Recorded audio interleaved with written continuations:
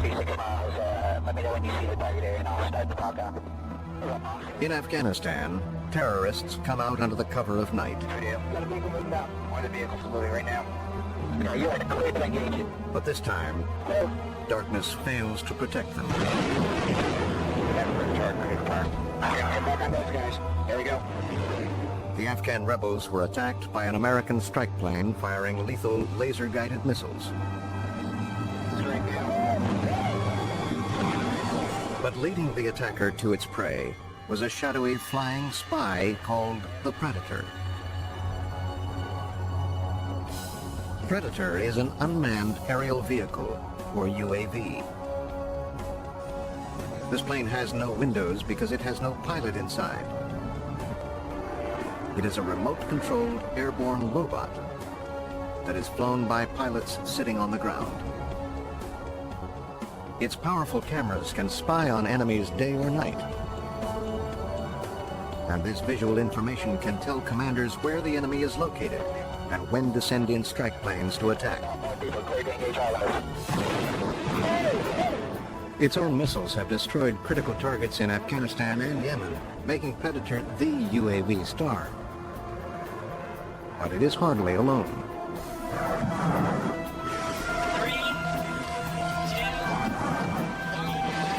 launch. From flying spies that fit in your pocket to soaring jets that roam halfway around the world, today's UAVs are capable of far more than aerial surveillance, and in time may completely change the way we fight wars. And it could be someday that someone is flying a simulator someplace in the United States, which is actually flying a combat vehicle someplace else. But many of our UAVs have been shot down or crashed all on their own, leading some analysts to wonder if they are as good as their backers claim. We continue to be several years and several $1 billion away from actually fulfilling their promise. Yet that very promise, to know an enemy's whereabouts, to fight air wars without pilots, could make UAVs the most significant weapons of the 21st century. The bombs have just been released. Spies that fly, coming at you on Nova.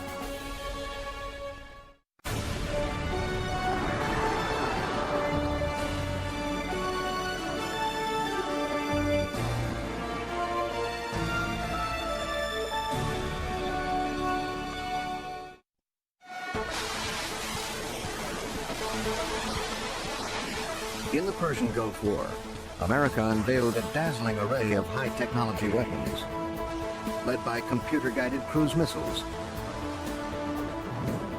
precision bombs, and stealthy aircraft invisible to Iraqi radars. If and when the U.S. goes to war again, these weapons will be a crucial part of our arsenal. And so too will unmanned aerial vehicles like the Predator. These flying spies have recently been successful at locating dangerous missile launchers in Iraq and eliminating terrorist threats in Yemen and Afghanistan. Command is accepted. Without the need for cockpits or pilots, UAVs can assume a variety of shapes and perform tasks manned aircraft could not or should not do. Today, the military is actively developing full combat UAVs that can withstand punishing G-forces human pilots could hardly bear. And UAVs will be able to go into areas where chemical, biological, or even nuclear weapons would threaten the safety of piloted aircraft. These capabilities do not exist yet. But what UAVs can do right now is spy on an enemy with extraordinary precision. Okay, I've got him. You got the target? Yeah. A development that has taken billions of dollars and over 5 decades to achieve.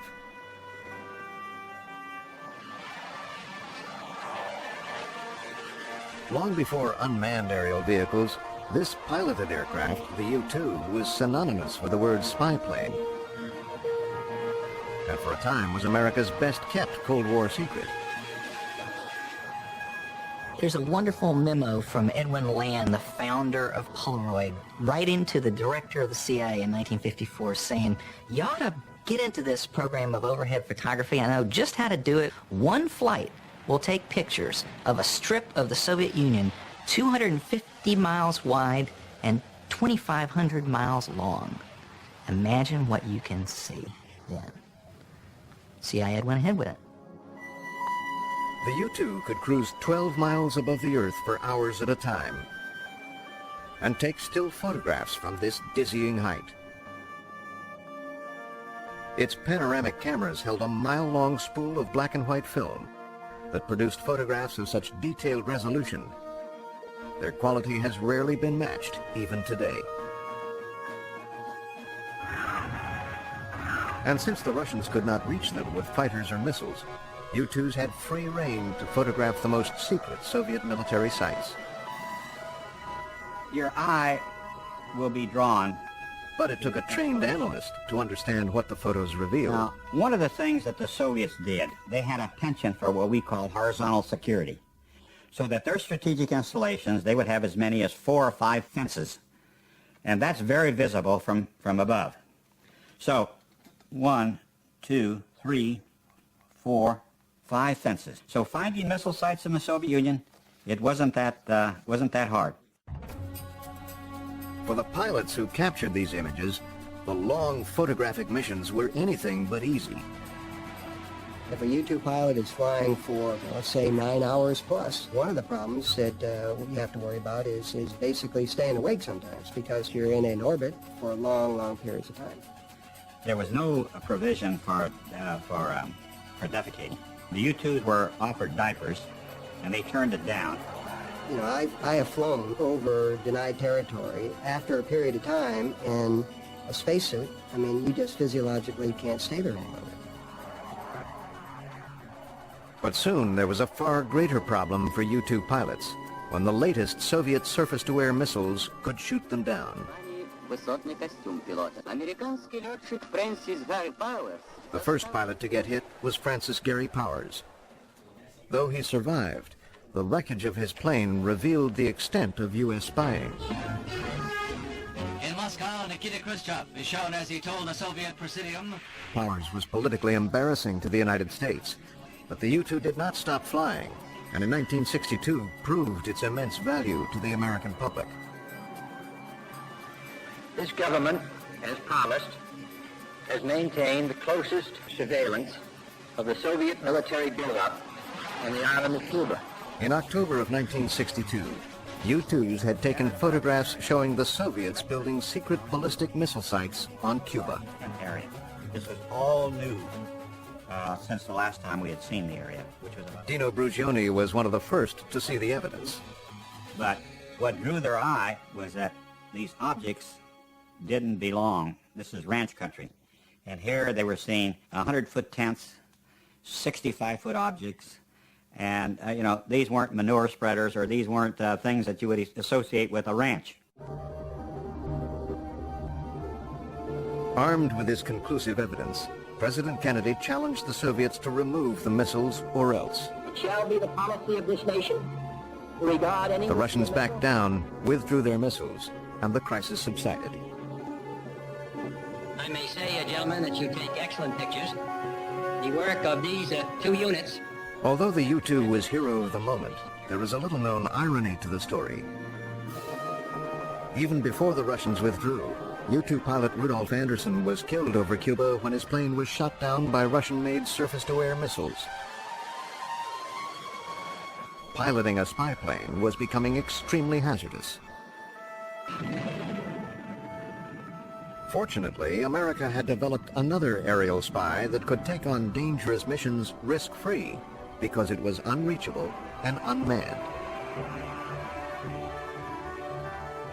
The Corona Spy satellite orbited above the range of conventional weapons and was capable of even far greater surveillance feats than the U-2. I'll give you the basic comparison. There were 24 flights of U-2s over the Soviet Union from 1956 to 1960. The 24th was Powers. The first single Corona spy satellite mission took more footage of the Soviet Union than all 24 of those flights put together. Corona's cameras were programmed to snap pictures only when its flight path brought it over targeted areas. But how would it get its film back? Unlike the U-2, satellites cannot land. So Corona had to jettison its spent film in capsules, which were plucked out of the air by catcher planes. As ridiculous as it seems to be catching canisters of films out of middle air with a net, they brought back miles of footage of the #1 adversary the United States faced. The Corona satellite system worked like a charm. But the information it provided was days old by the time the film got down and developed. This would soon change when virtually all satellites, regardless of their function, carried transmitters that could send data back to Earth electronically. And once surveillance satellites could transmit pictures instantaneously, they looked like the perfect aerial spies. But they weren't. One of the problems with satellites is that they're moving very rapidly over the face of the Earth, and so if you really want to take a picture of something where you need to loiter for a long period of time, the satellite does not allow you to do it. In fact, it takes sometimes hours or even days to be able to come back to that same point and take another picture. This means an enemy could evade a satellite by moving itself or its weapons. Although U-2s were better at tracking enemy movements, they could still be shot down. So our best aerial spies were becoming too vulnerable and too slow.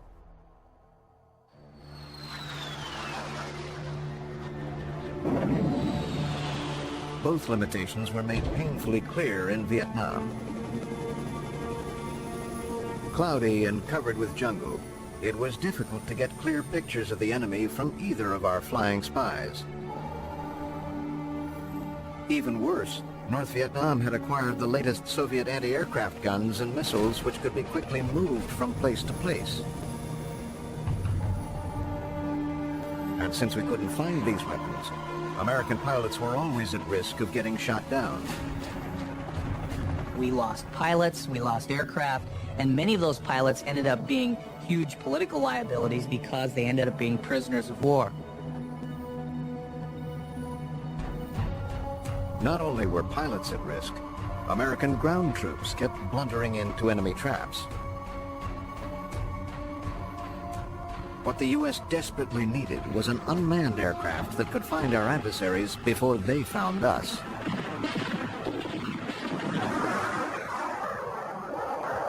Our first UAV was a target decoy called Lightning Bug. The military outfitted the jet-fast drone with automatic cameras and a primitive computer that let operators program its route by setting target points on a map and calculating the speed and altitude required to reach them. But this crude navigational system was not very accurate, and the Bug would often parachute back to Earth without one frame of useful film in its cameras.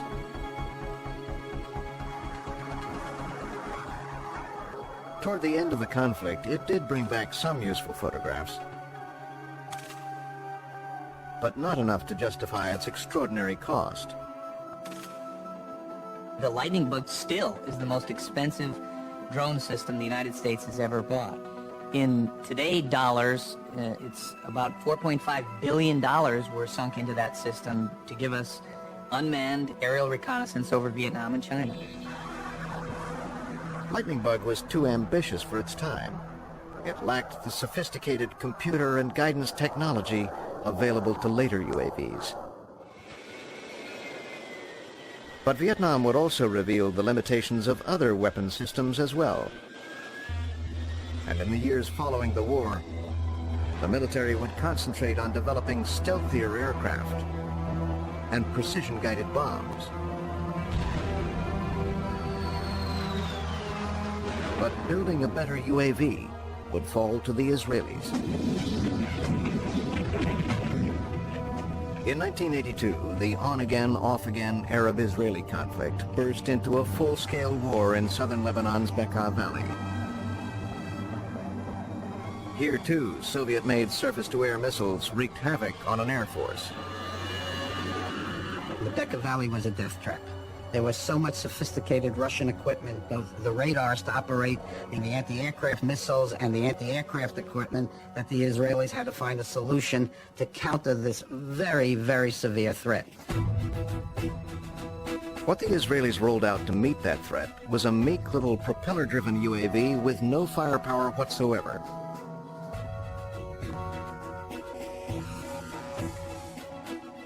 A much simpler concept than Lightning Bug. It was controlled from the ground with radio signals, just like a big model airplane.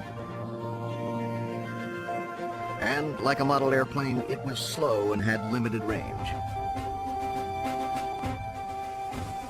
But the Israelis installed signal generators on the little flyers that created the radar signature of much bigger planes.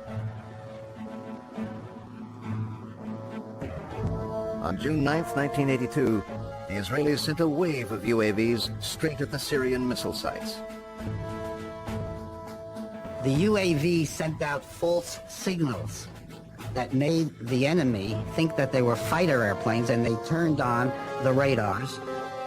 Once those systems became active, they were then vulnerable to jets that would come in and launch anti-radiation missiles at those systems. It allowed the Israeli Air Force to destroy all of the radars which control the ground-to-air rockets. Once the SA-6 systems were neutralized, the Israeli Air Force had free reign over the Bekaa Valley and proceeded to shoot down almost any Syrian aircraft that got into the air. If I remember my numbers, it was 96-0. The Israeli UAVs also carried live video cameras. Now they could track enemy movements in real time, and if necessary, direct ground or air forces to take them out. Israeli success in 1982 had a great impact on the U.S. military because, frankly, we didn't have that kind of a capability at that point. As late as 1983, when the horrible Marine Corps barracks bombing occurred, we still did not have any ability to use an unmanned vehicle to get up over the top of Lebanon and Beirut and see what was happening. In 1983, a terrorist car bomb destroyed the Marine barracks in Beirut, killing 300 men.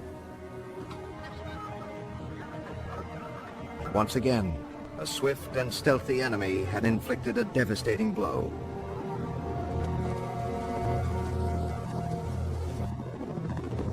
So the U.S. quickly developed its version of an Israeli-style UAV to help keep track of enemy activities on the ground. Called Pioneer, it first saw action in the Gulf War. It was not impressive looking, but it had powerful video cameras and could stay aloft for hours at a time. It was assigned to Navy battleships to give gunners a bird's-eye view of their targets.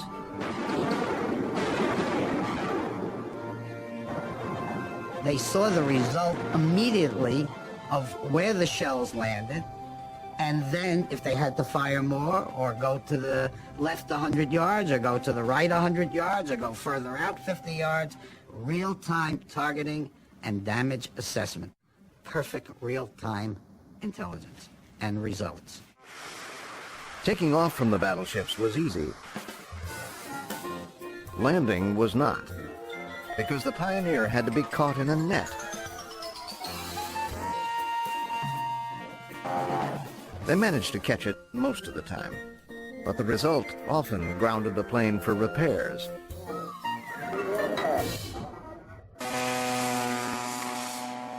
Ironically, another Pioneer drawback led to one of the most bizarre incidents of the war. Really, the Pioneer is not totally stealthy. Had a kind of a loud lawnmower type of an engine, and the Iraqis finally figured out that when you'd hear this lawnmower engine overhead, soon thereafter there were very large rounds that would descend on them from these battleship guns. And so Iraqi soldiers actually surrendered to a UAV. They waved the white flag because they knew when I hear the lawnmower engine overhead, rounds were going to follow. Small UAVs like the Pioneer have limited range and flight time. They are beneficial to the Israelis because their enemies are nearby. But they are not as strategically useful to the United States. The United States is a big country, our enemies are big, we operate over very long ranges, and so for the United States, we basically need much larger drones that can fly for a longer time, and until recently the technology simply wasn't there to do it reliably. The Pioneer can fly only if it can receive the radio signals sent from the ground station. This line-of-sight link is also necessary to get video images back to the station. Once it flies over the horizon, the link is broken and the plane cannot function. To defeat the curve of the Earth, a UAV needs another plane or satellite to relay the signals back and forth. Such a UAV would need more room for a satellite receiver and a powerful transmitter. And if it could also access global positioning satellites, it would know its location over the Earth at all times and would never waver off course. The first UAV that could do all of this was the Predator. The real key to making Predator different than what we had before is the fact that the airplane will fly for 40 hours, if you wanted to stay that long. You eliminate all this transit time back and forth that you have with smaller tactical airplanes. The Predator was first used in 1995 over Bosnia. It was a very long loitering system that could fly at about 20 or 25,000 feet. It was quite successful early on. It was a revelation to many of our commanders who for the first time could watch in real time on their desks a television that was giving them imagery of action that was occurring in Bosnia. In Bosnia, Predator had a mixed reputation because icing problems caused it to crash. But its performance improved by the time it was used in Afghanistan. Predator is extremely difficult to see or hear. This one is flying at less than 1,000 feet. At 20,000 feet, it is virtually impossible to spot. It has a long 50-foot wingspan that helps it glide and hover on very little fuel. Its upside-down tail protects the propeller, which is in the rear, so it won't block the view of its cameras and other sensors located underneath in a swiveling mount. Here are the lenses for its color daylight camera, its infrared camera, which sees heat signatures at night, and its synthetic aperture radar, a dazzling new sensor that can literally see through clouds. Normal radars can also see through clouds, but the objects show up as blips on a screen. We had really highly trained people to interpret radar images. We used to call it blobology, because you saw these images that look like blobs, and they come back and say, well, that is an SA-5. And you'd look at it and go, right. But synthetic aperture radar can take those blobs and recreate a real-world object. Today, I can interpret what it is. So the resolution from radar is just incredible. And Predators are equipped with one other system that proved so successful in the Gulf War. We also carry a laser designator so that we can designate for missiles fired from Predator or from missiles fired from tactical airplanes. Once Predator was armed with precision-guided Hellfire missiles, it became a killer as well as a hunter, and today performs both missions. The Predator is operated from a ground control station which is brought to the closest and safest airfield. Right, just keep scanning the area, see if you can pick up any targets to the west of the field. Inside, an actual Air Force pilot flies it with a joystick, or puts it on autopilot as if he were in a real cockpit. Okay, I'm going to come hard about, headed towards the target to reduce the range. We can get a better... He monitors the plane's altitude and speed, and can even see through a camera mounted in the plane's nose. Right, that's how we'll do that. A sensor operator scans video monitors, watching for enemy activity. Okay, I've got him. You got the target? Yeah, he's moving towards the gate. How we doing? Doing perfect. In this exercise, the team has found an unauthorized vehicle in a restricted area. Thank you.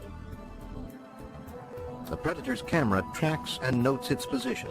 and stays glued to the target, which cannot escape even when the driver realizes he's being followed. It's not getting away from you. Okay, coming to a right turn, heading due south. Today, then we get to get an eye on you guys. But here we see the camera zoomed in on the target. When the Predator's cameras try to survey a wider area, they are not as effective. Predator is a very good way for following a truck driving down a highway. It's not a very good way to look over an entire city to try to find that truck to begin with. It's very much like looking through the proverbial soda straw. If you know where the target is, if you know pretty much what you're looking for, it's a good way to keep track of that target, but that narrow field of view camera really isn't going to help you find things unless you already know where they are. The lower Predator flies, the clearer its images become. But this increases its vulnerability. So it's safer to operate at night. But this is not always possible. Here, a Predator monitoring activities in Iraq is being targeted by Iraqi missiles.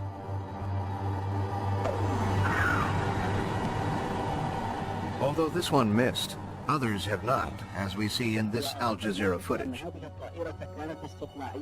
But downed Predators are perhaps the best argument for using UAVs in the first place. Predators are often put in harm's way that manned airplanes would not be put in that same situation.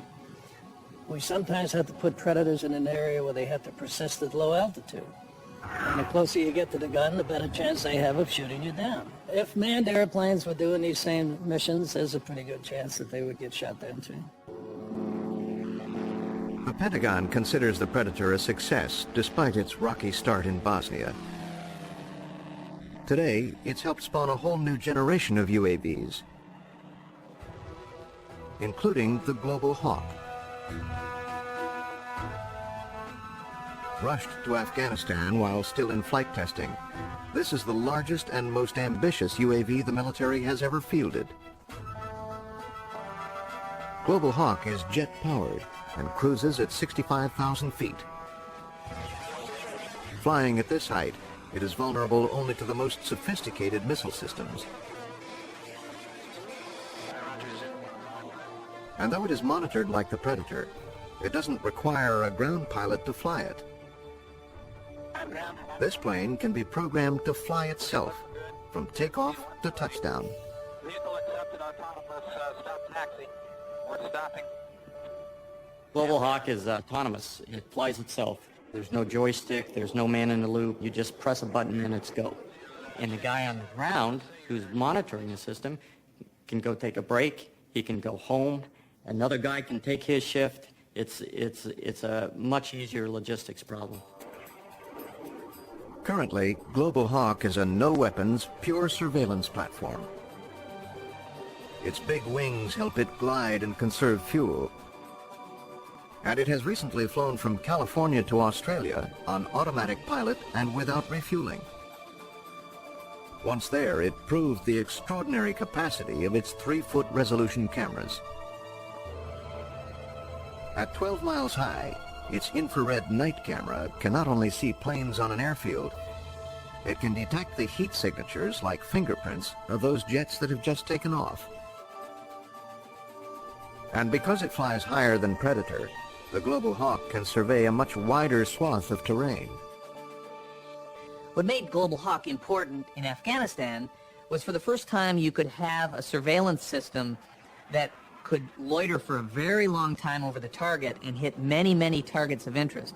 Whereas the Predator was a propeller-driven system that is very slow and could only loiter over one area for a certain period of time. Even though it's not an operational system yet, Global Hawk was very important to our operations in Afghanistan. But the 2 Global Hawks sent to Afghanistan both crashed. And so too did this prototype, which we see going down over a California test range.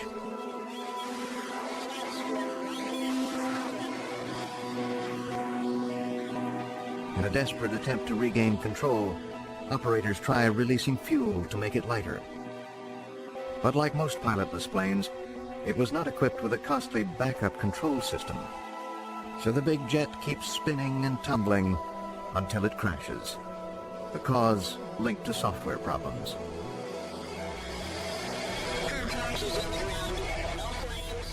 Most of our manned aircraft have multiple systems that can take over in case of failure. The issue is expense. How much do you want to spend to make it a reliable system? And the plain facts of the matter is that UAVs are expensive. In order to make a very sophisticated air vehicle do the kinds of things that the U.S. military wants it to do, it is going to cost money. The sales pitch for UAVs used to be that they were cheap and expendable. 2 feet right, looking good. At $40 million each, the Global Hawk already costs more than many manned aircraft. Now, to make it reliable, its price tag will certainly rise. But will more money produce a better airplane? The Air Force is betting it will. Global Hawk has done a fantastic job for us. We're going to make it better by what we have found from some of these minor setbacks. If in World War I, we stopped flying airplanes because people were crashing airplanes during training, where would we be? It ain't going to stop. We're going to make them more, we're going to make them better, and we're going to employ them more. I mean, that is the future. But will the big UAV come online as successfully as its advocates hope? The United States has been working on reconnaissance drones for upwards of half a century now, and the Predator is the only one that's really gone into production with some degree of satisfaction. We're on the verge of being able to get these UAVs to give us some really important capabilities, but we continue to be several years and several $1 billion away from actually fulfilling their promise. Although UAVs have had their ups and downs, this hasn't stopped the military from trying new ones, especially smaller, less expensive models. The Navy's Rick Foch has created more small UAVs than anyone. As you can see here, the airplane comes apart in 5 modular sections with a no-tool assembly. Dragon Warrior is being designed to be transportable in the back of a Humvee. We were looking at the ability to take the small UAV technologies and fit a small aircraft into an American Tourister suitcase. Because this is the type of vehicle that a special agent might be interested in using, number 007. This is one of my very favorite small UAVs. This aircraft was initially designed to fly in the atmosphere of Mars for planetary exploration and be deployed from a space capsule. Hey!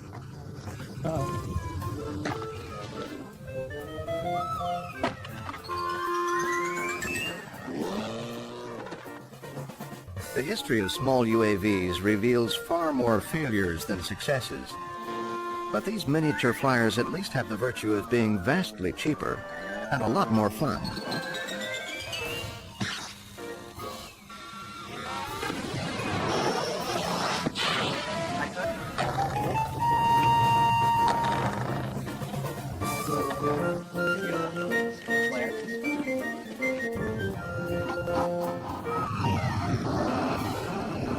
When you have it set, then you say, clear prop. Clear prop. Now, after decades of limited results, there is finally optimism over this plane. Originally developed in Rick Foch's laboratory, it is called Dragon Eye.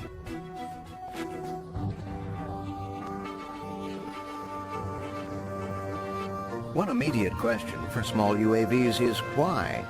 With soaring platforms like Predator or Global Hawk, why develop midget flying spies?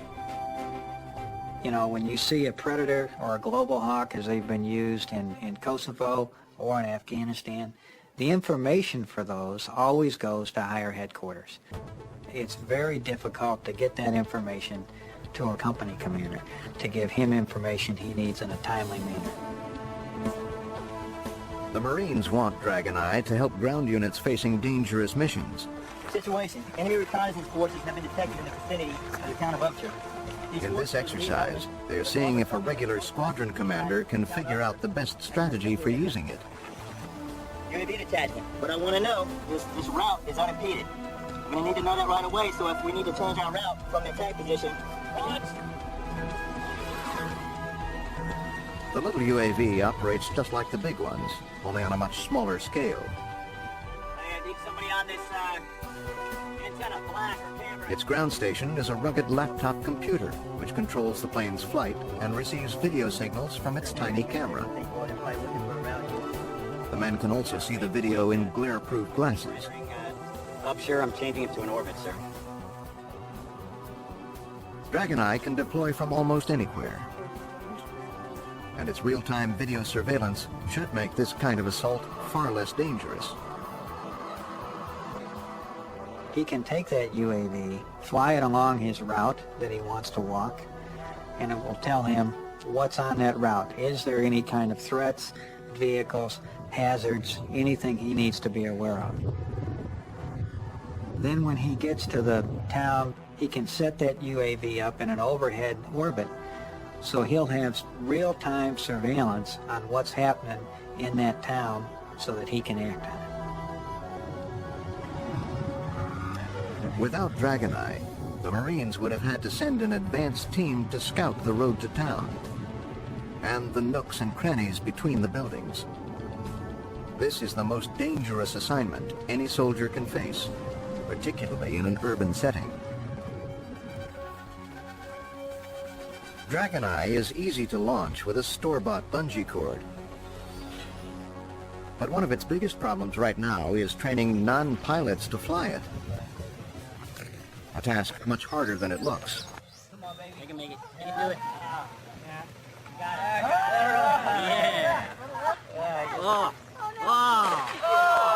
This is why the little airplane is built tough. The vehicle is designed for landings where it can crash, it comes apart, you can put it back together, reassemble it, and fly it again. Good airplane. Here's your winds. Coming out of 165 at 7 miles per hour. You're going to hit your first waypoint after your launch sequence. The goal is to make Dragon Eye virtually autonomous so that anyone can fly it. What we're going to do first is we'll fix your hands. Okay? Can you blink? Marines would simply have to plot its proposed course on a video map, Grab this and move it. Now look at the bottom now where your finger is. Look at your then let the plane's laptop computer fly it along a pre-assigned route. So now, and then your second waypoint over here. At the moment, the jury is still out on Dragon Eye. But more importantly, many in the military wonder if this small UAV is small enough. Like this. 3, 2, 1, launch.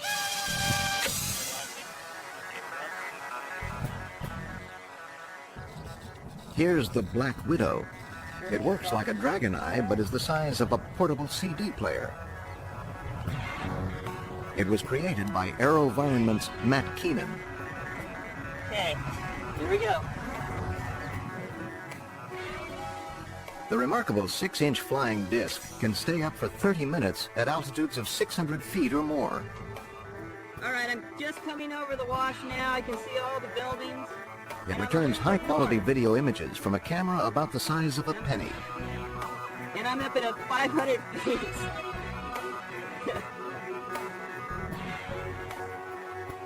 But its limited flight time and its instability in any kind of inclement weather are serious drawbacks to overcome. When you have a military mission, you can't wait for the wind to stop blowing to deploy your vehicle to find out if there are bad guys on the other side of the hill.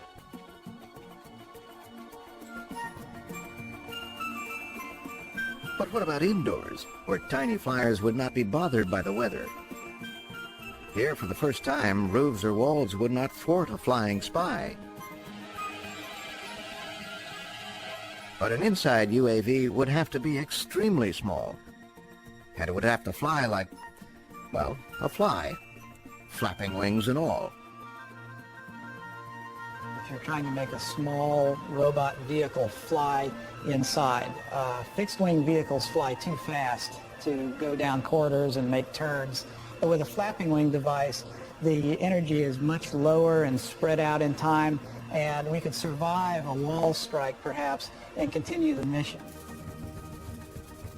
A bug-like flyer once seemed impossible, but at the cutting edge of UAV technology, researchers like Rob Mickelson are studying the complex process of insect flight in an effort to build a micro-UAV. Insects and birds flap their wings. This not only propels them forward, it gives them the lift they need to achieve flight. Fixed-wing flyers work differently. They need speed and airflow around their wings to create enough lift to fly.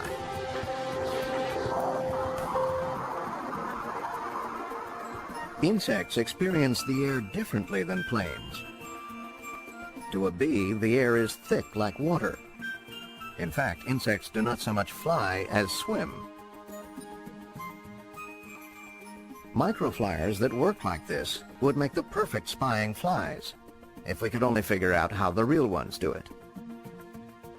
One of the problems to date is that we didn't understand how insect flight really worked.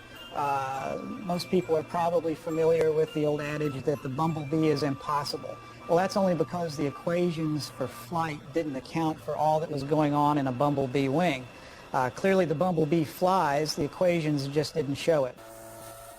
Today, researchers are getting close to solving the puzzle. They now know that insects use their wings to create powerful air currents and wakes, and then use those currents to help propel them along. It turns out that insects are capable of extracting energy from the wake of the previous stroke. This occurs simply because when a wing moves through the air, it's inducing flow behind the wing. And as the wing flips back, some of that flow is actually directed back towards the wing. So effectively, it's increasing the velocity at which the wing is moving. Michael Dickinson studies the wing motions of flies with an eye toward replicating their movements mechanically. Flies have a remarkably sophisticated control system that enables them to maneuver and fly stably. And I think there are many lessons we can learn from flies as we begin to design a robotic insect. He calls his mechanical wings RoboFly and places the flappers in mineral oil to recreate the resistance tiny insects receive from the air.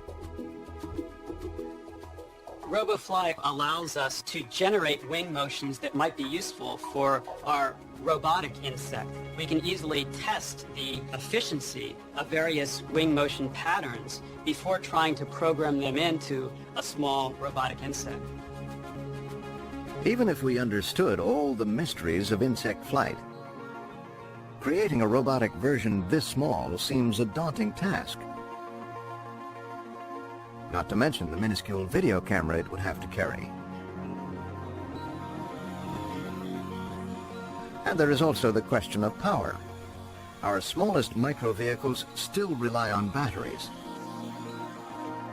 A very tiny UAV could not carry the weight of a battery with enough juice to fly it. One alternative might be heat or solar cells. Solar cells are already powering the giant Helios UAV, which can reach 100,000 feet and stay aloft for months at a time. What would a drop of this kind of energy do for a fly-sized UAV?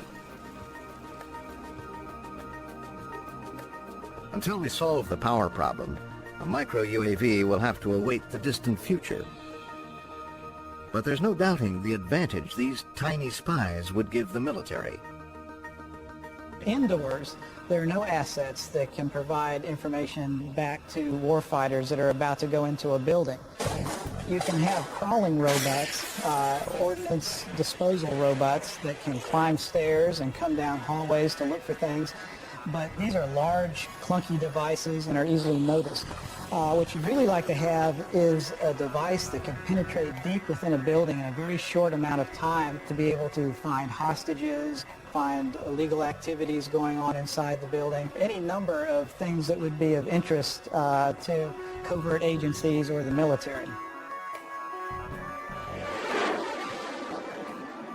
While the search for microflyers is still in the lab, the military has scores of UAV programs in active development. And the reason for this is fairly simple. They will change the way wars are fought. UAVs are integral to the U.S. military's vision of fighting standoff wars that limit the risk to our own soldiers. In this futuristic scenario, data from UAVs, radar planes, and orbiting satellites can be monitored from distant control centers. Positioning themselves to drop some weapons. These images would provide much of the information decision makers need to direct and even fight wars far from the battlefield itself.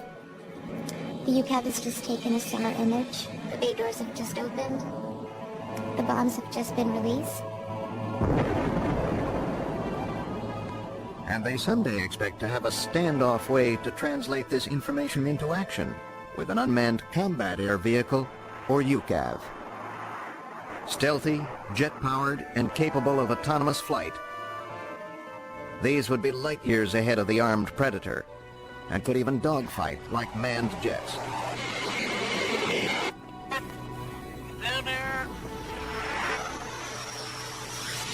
More importantly, UCAVs would probably become the initial strike force in a full-scale war. A UCAV will be one of the first systems you'll normally send into an environment because we never have perfect intelligence about what our adversary is doing. So it's very attractive to be able to send a highly capable, lethal system that is not manned before we start sending manned aircraft in there. But will pilotless strike planes increase targeting errors? Like this one in Kosovo, when a bomb mistakenly hit the Chinese embassy, killing several innocent people. The Air Force contends that UAV cameras have the potential to decrease all bombing errors by providing better intelligence to decision makers. In the future, we'll see less wrong targets hit because of UAVs, because we will fuse multiple information sources to have better, precise information of that target. The Air Force uses this Afghan strike footage to make its case that UAVs can eliminate mistakes and increase target accuracy. A Predator has followed a confirmed group of terrorists to this village. Mosques, according to our rules of engagement, are off limits. We don't hit those. But we knew all around this area, all around those buildings, were lots of Taliban and Al-Qaeda. So we were waiting for just the right time. One of the vehicles are moving right now. You're at the clear for engagement.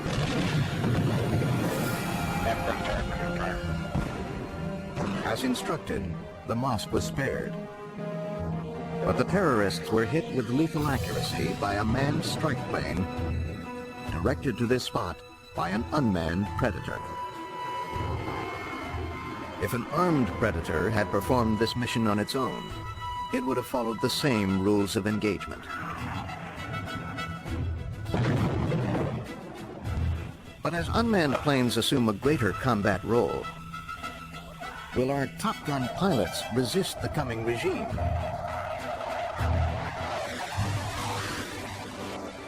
This idea that pilots are obstructing UAVs is called the white scarf syndrome. You simply can't make that argument in an environment where this one nation is pursuing UAVs like no other. In many cases, that it is pilots who have been pursuing this technology because of the way it complements their job in combat. Many of these UAVs will do jobs that pilots definitely don't want to do because they're going to get killed. Whether Right Stuff pilots will really embrace the new hardware remains to be seen. But the number of UAVs are increasing every day and are going beyond military tasks as well. They are already conducting weather analysis and watching borders for illegal immigrants and drug smugglers. After September 11th, UAVs flew surveillance missions over the White House. And there are plans for UAVs to provide security for dams and pipelines. All missions that were once flown by manned aircraft. And there is clearly more to come. We cannot uninvent uninhabited air vehicles. They are here to stay. It is the future. But in my lifetime, I will tell you that we had the ability that I could get on a commercial airplane and there may not be a pilot on it. This is no pilot speaking. Please fasten your seatbelt. relax, and enjoy the flight. But will anyone buy a ticket?